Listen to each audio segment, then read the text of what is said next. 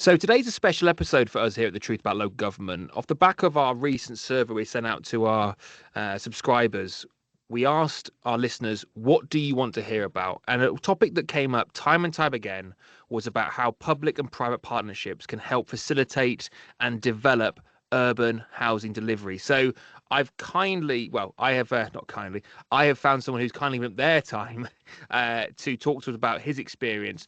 John Percy, who's joining us today, is a thought leader within this space. And today we're going to explore together how the public and private sector can collaborate to deliver housing or support on housing delivery across England. So firstly, John, thank you so much for coming onto the podcast today. How are you? Yeah, I'm very well, thank you, Matt, and thanks very much for the invitation. It's a very hot topic right now, so delighted to have a chance to chat through this morning or this afternoon, and really looking forward to it. So let's just start with the context. Why is this so important? Why is that public and private sector partnership absolutely critical for housing delivery?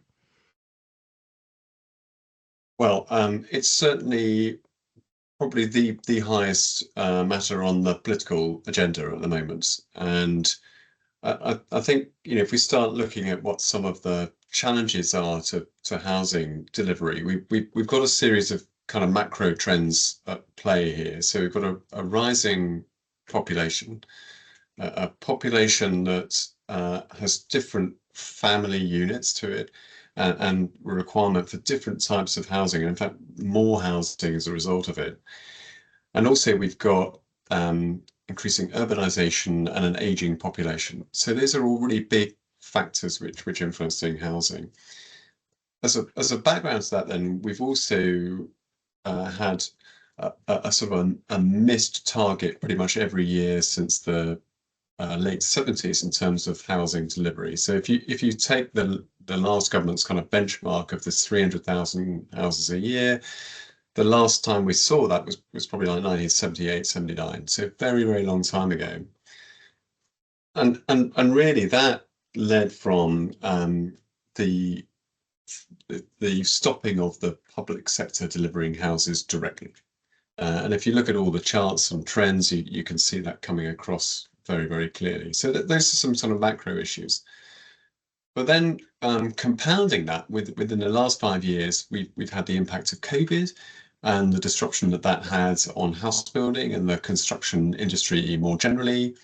And then that's been followed by the effects of inflation, which have really made the viable delivery of housing very, very hard, and particularly in urban brownfield areas. So you've got those big factors at play where we need more housing all over the country. We've got finite amounts of land to do it, and particularly kind of urban land where there's a big target of delivery, but there's a big viability challenge of doing that. And that is even more acute probably within the affordable housing sector, where the costs of delivery of that versus the value that comes from it presents an extra challenge. And really those factors have all been bearing on how the public and private sectors should best work together for the delivery of housing and how that might come forward. And really that partnership approach is absolutely critical, particularly at the moment in terms of delivery. And if we look at perhaps the contribution that would come from those two parties, and where those skills really align. So from a public perspective, whether that's local governments, a regeneration agency like Homes England, or other public sector bodies and landowners, like education or health, they have many of the skills and attributes which can help unlock delivery. And probably the biggest thing that they have attribute-wise is land, and that's really where they can probably support the most. So either as an existing landowner, or potentially using their powers through planning or CPO to acquire land and rights. The other real attribute they have is a local knowledge and very deep understanding of local need and those challenges, and how that might influence the type of housing that comes forward in that particular location.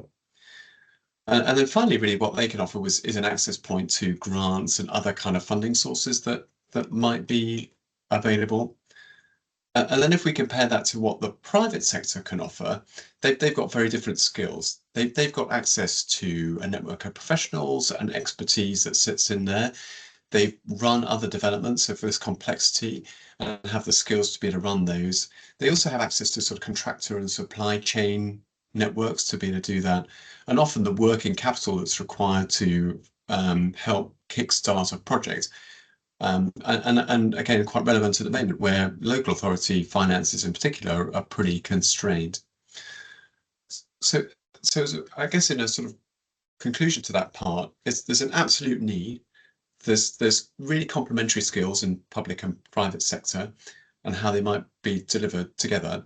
And we've got on one hand this public that's motivated by long-term strategic regeneration aims, and the private side, which is focused on how it might get a profit and return based on its view of risk and everything else that might be associated with it. So if you can get those two things working together, you've got the perfect kind of recipe for delivery that sits behind it.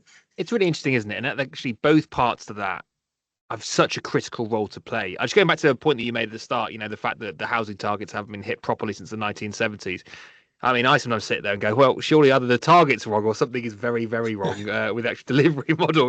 But the first question I've got is how do you balance the interests of both of those public and private sector organisations whilst ensuring that the community benefits when obviously the motivational factors of those two groups are entirely different? Yeah, I mean that's a really great question, and I think that's to do with setting your objectives very, very clearly up front within any particular project. So I think going back to the point I was just making, that with the public sector, it's very, very focused on long-term strategic regeneration aims, providing good quality housing, providing good quality affordable housing that sits there. Where you've got then this private sector entity which really just wants to make a return. It may or may not have a long-term interest in terms of the project, so it might stay in for a long time, but equally it will want to exit at some point. And so recognizing that early on and understanding the constraints that provides on either of those parties is really, really important. And I've certainly found that for projects to be successful, spending a lot of time working with key stakeholders, members, officers, and others to sort of really get to the bottom of what those objectives are. And the key and critical factors for the public sector are, it's so much time well spent in terms of then the success of the partnership going forward. And that influences the structure because different parties, different local authorities might have different attitudes to risk and so on. And spending a lot of time kind of workshopping that, getting it right is one of the key success factors there. It's an interesting one. I mean, I've got friends that work for organisations like DevComs that are essentially set up to try and de-risk development in terms of understanding the political stakeholders and the community as kind of interest. I guess it's that one thing, isn't there? And I really find your approach very refreshing, John. Is the fact that it's not assuming you know what the community needs or wants or telling them they need or want. It's getting in there at a front end and really understanding what this individual council's approach to risk is, what they're trying to get out of it, and what their community needs. Particularly as we kind of live in this evolving piece. I mean, it's very different, for example, if you're doing development in Islington, where opposed to you're doing it in the middle of Birmingham. You've mentioned about the financing of these projects, and obviously there is a huge amount of capital that the private sector can bring to these schemes, particularly to kick them off in the first instance, and particularly where local authorities' finances are so challenging. What insights would you give to local authorities who maybe are sat there with land or with development about, the different ways in which these schemes can be funded? Yeah, no, like we're talking in terms of the wider partnership piece, the funding mechanism depends on the attitude to risk and how the project might move forward, because there are lots of different mechanisms for the delivery of projects. And it ranges at one hand from the council saying, well, we want to do direct delivery, and we want to have full control over this project. And in that instance, the private element of it might be it would put some sort of development management agreement in place with a private developer who is then paid to mitigate the risk and control the process as it goes forward. On the other hand, you've got the sale of land, where all the risk is then passed to the private sector, and you can put some obligations on that sale to ensure that your objectives are met. Most commonly, those two extremes are not those which are part of a proper public-private partnership, where generally those are delivered either through development agreement type structure or a joint venture structure. And increasingly, we're finding quite a lot of joint venture structures are the preferred route. And in those instances, generally the costs and the returns from the project are shared equally between the public and private sector. But recognizing in many instances that the public sector are constrained in terms of the amount of cash that they've got to put in, but they have got assets, i.e. the land, which they would want to put forward. A lot of the upfront work in terms of the project is funded by the developer, and the local authority then puts its land in later on in the process as its contribution to the project. Now, that's not to say that that is kind of without cost. Often it can be in terms of some sort of loan arrangement to the joint venture vehicle, but it does sort of play to the relative strengths of the partners. As you say, the private sector might have access to quite a bit of capital or equity, which it can put in quite early on. The public sector might be more constrained and only has its assets to be able to put forward as part of that structure. So really, I think that's the way that parties can work together to deliver that. And as with the previous question, really, that's the time you'd want to spend saying, okay, what structure works for you and what's going to work in this circumstance. And it might depend on the viability of the project and what the value of the land is that's going in, what some of those upfront costs might be. I think it's a really interesting point as well around the fact that joint ventures are so successful in terms of the approach to it. And I think part of that reason, just from my perspective, is that you've all got skin in the game, both in terms of the returns, but also the risk.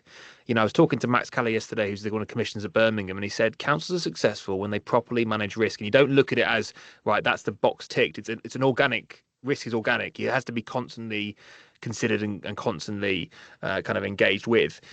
One of the big things that the country's tackling with is the provision of social housing. How challenging is it to get a social housing element into these developments? As obviously you have to have a certain amount of social housing now within your developments. How challenging is that though, as the developer?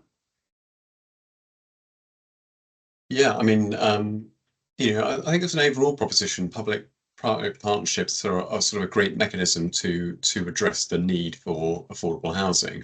But definitely they do face a lot of challenges about how do you align those goals, how do you finance them, what are the regulatory complexities that sit by it, and how does that affordability work? For example, public land, it often has a requirement for a minimum of 50% affordable housing within that project, and in some instances that's even greater. So how do you address those points? Well, I think coming back to where the returns and so on, and the risk metric sits between the parties. So you're going to have a number of competing issues around affordable housing. So what is more important in the particular project or particular scheme? Is it delivering the 50% or more of social or affordable housing? Is it the environmental requirements of the scheme? Is it taking money out of the project and getting a return on land? Really knowing all those things is key to unlocking it. But equally, we've been finding recently on a number of projects that actually a higher percentage of affordable housing has sometimes made those schemes more viable, conversely, because of the level of grants that can be achieved on those projects. And that can make the selection of your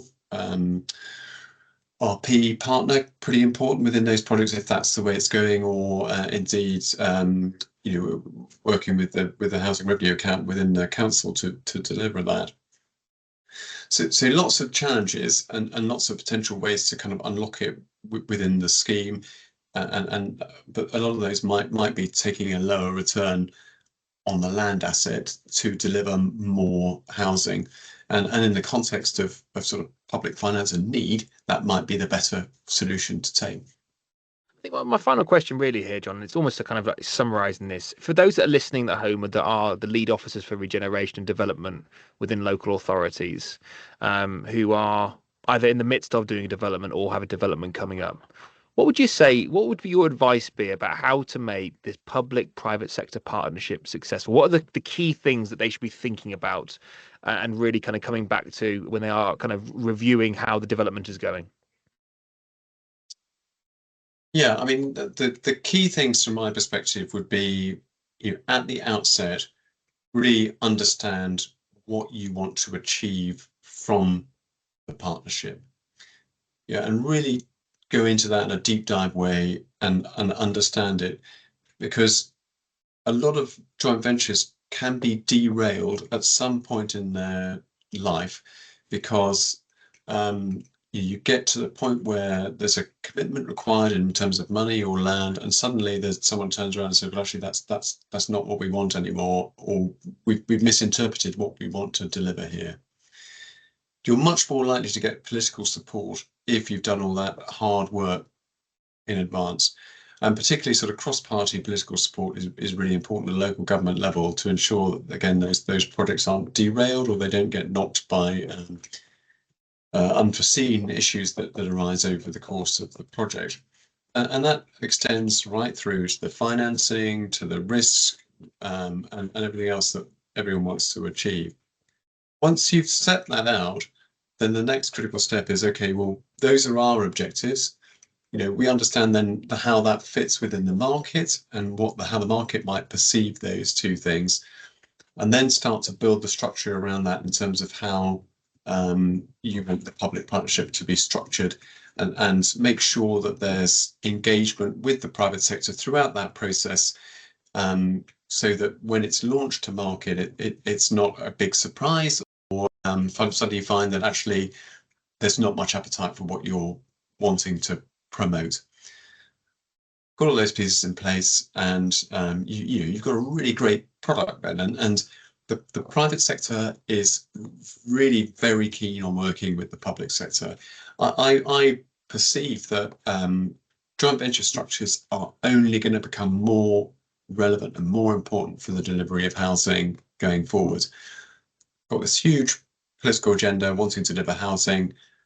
We've got local and national need for housing, and we've got viability challenges from the public and private sectors all combining. So merging in skills, resource, capability is essential to delivery. And in fact, I think that's probably the only way we're going to see the quantity of housing delivered that is being aspired to. Well, John, we've run out of time for today, but thank you for your time. It's been generally wonderful talking to you, and I think it's really shone a light. It's not trying to solve the world's problems in 20 minutes, but it's trying to make people think about how we do make public-private partnerships work to support urban housing delivery. So, John, thank you very much for your time. My pleasure. Thanks, Matt. We've just completed one of our key thought leading episodes on the truth about local government. Obviously, I have not been at my eloquent best today. I will try my better for our next episode, but we're doing more episodes in the coming series that is from you at home, the listeners, on topics that you've asked for. So thank you for tuning in, and keep sending me emails about what you'd like to have on topics. Goodbye for now.